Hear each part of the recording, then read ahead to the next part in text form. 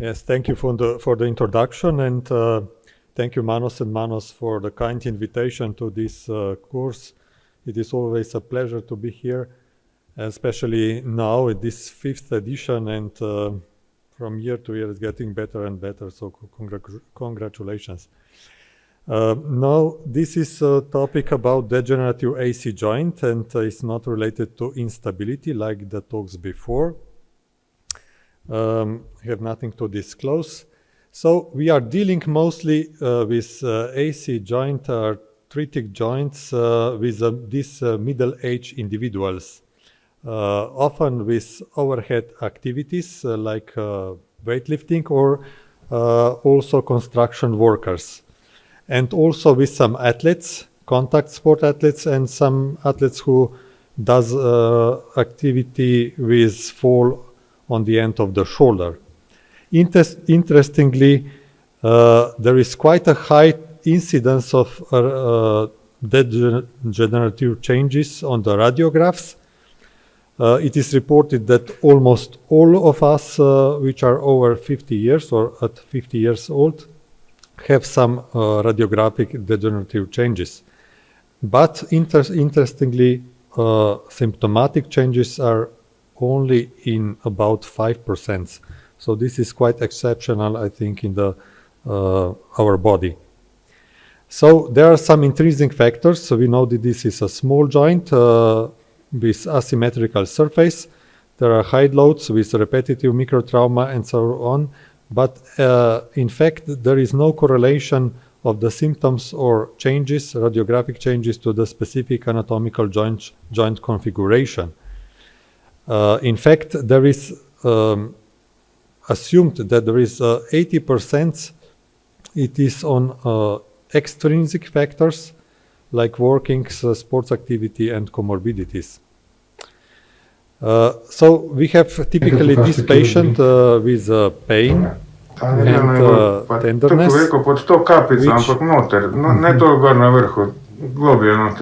which decrease range of motion. Yeah. I'm sorry for this, sound. So usually the pain, the compression of the chair joint is painful, and sometimes we can see swelling or snapping or prominence or something like this. So patients usually point at the point of the pain very well. From the diagnosis, we go from clinical examination. Sometimes we use these corticosteroid injections. We use X-rays and MRIs. And for the clinical examination, like I said, the point of the tenderness or the pain is very, it's very characteristic. Then you can have this AC joint evaluation by active compression test and resisted extension test and cross-arm abduction test. And usually, if all three tests are positive, then sensitivity is very high. In relation to X-ray, we have to say that it is not very reliable and reproducible because of the variable patient position. Like in this case, this X-ray picture is actually not very useful. But those are some pictures in our clinical practice. So we use X-rays mainly for the screening, for the preoperative plan and postoperative control of the surgery. And related to the MRI, there are some grades described, 4 grades of this joint arthritic changes.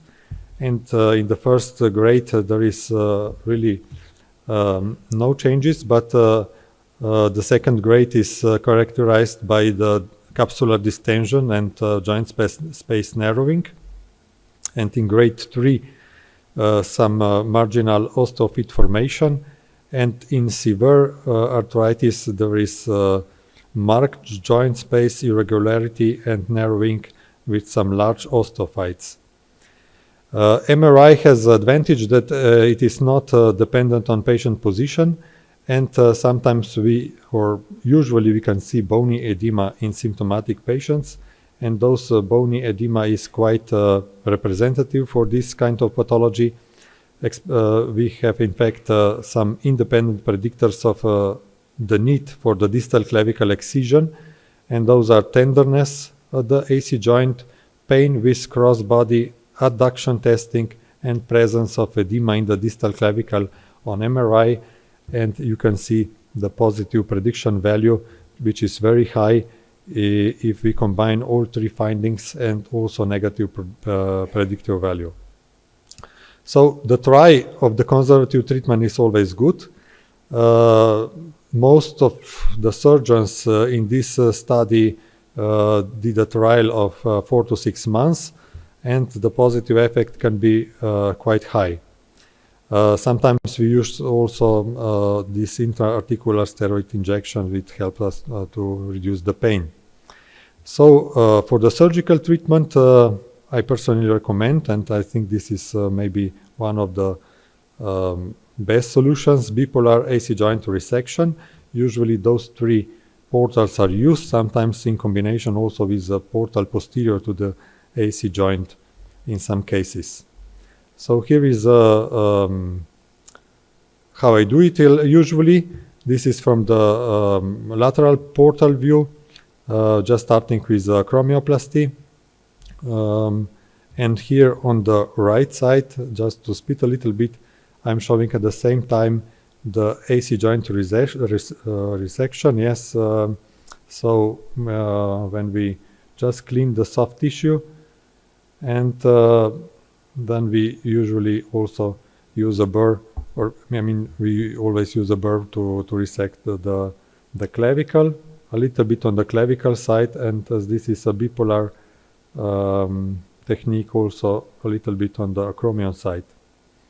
And on the left side you can see that we have two sources of bleeding, and this is either in front of the joint or either back to the joint. So you have to be careful at these points if you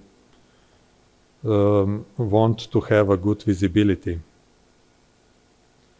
So here on the right side, actually we are trying to do just properly up to the superior margin of the clavicle, not to leave a bump on the superior margin, which can be a cause of the pain, or that surgery will not be successful.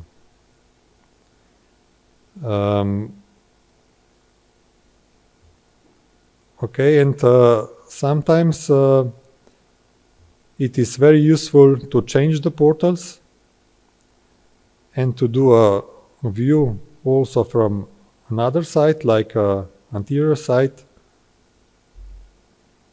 and to check just the plane surfaces are parallel, and that you did a good job with removal of all the bone. So this is on the left side, you can see the patient 1 month before the surgery. He's symptomatic on the right side. On the right side, you can actually see the patient 1 month after the surgery, after the AC joint resection. Which is quite a difference in the clinical performance. So yes, besides the arthroscopic technique, it is also open technique, and most of the studies reported better results with arthroscopic technique, but not all of them. So there are also some studies which report better results in open technique, but actually most of the studies report that complication rate is higher with open. And I'm coming here to the amount of resection and the work of Knut, which show that excessive resection of the distal part of the clavicle is not good for the stability of the AC joint, and that we can get a higher anterior-posterior translation even with over the 5 millimeters of resection. But some amount of resection is needed because you want to avoid the AC contact between clavicle and acromion, and you have to take care about the posterior inferior quadrant, which is the most important one. So under resection will result in persistent pain. Over resection can lead to instability on the other hand, and the technique should preserve AC ligaments and achieve appropriate resection of length. So about 3 millimeters on the medial acromion and 5 millimeters to the distal clavicle, and this results in the length of the 8 to 10 millimeters. A few words of the arthritis and rotator cuff tears. We know that joint arthritis is common in patients with rotator cuff tear because usually they are older patients, but there is no correlation between the symptoms and the radiographic changes. So actually, AC joint procedure is a risk factor for late onset of AC joint pain and instability, but best available evidence show that there is no benefit of routine distal clavicle resection if this is asymptomatic AC joint arthritis. So to conclude, when to operate in symptomatic cases which not respond to conservative treatment, and you have to carefully evaluate the patient, and how to do it right, to do a parallel surface of the acromion and clavicle, do a bipolar AC joint resection, and technique should preserve AC ligament and achieve appropriate resection length. Thank you so much for your attention, and we will have specialty days next year by ESCAR. Thank you, Ladislav. Are there any questions from the audience? So I have a question maybe. How often do you do an MRI scan and you go on with an arthroscopy of the shoulder if you have a simple case with AC joint dislocation that it is clinically profound, and you have an X-ray that is profound, and you have a type, let's say, 5 AC joint? Is it your routine to go on with an MRI and further to do a shoulder arthroscopy if you have some indication from the MRI? In my practice, it is not a routine. The most of the patients already come with MRI, and you can see those changes like edema or some degenerative changes on the AC joint. I think that MRI is especially useful in some cases where you are in doubt, or to just to be sure that there is no additional pathology like rotator cuff tear or something like this. Same for me. So if it's a chronic instability, I want to have an MRI to exactly rule out other problems. If it's an acute case, it's nice to have one. I mean, I'm in a happy situation where I have in a private clinic directly the MRI, so we get it very early, but it's not so much a need. And I think we have developed more and more away from the problem of concomitant lesions in the acute AC joint instabilities. So even though there are seen some slab lesions or partial lesions or pulley lesions, basically this is all usually degenerative things, and very rarely you have to treat additional lesions in an acute AC joint instability.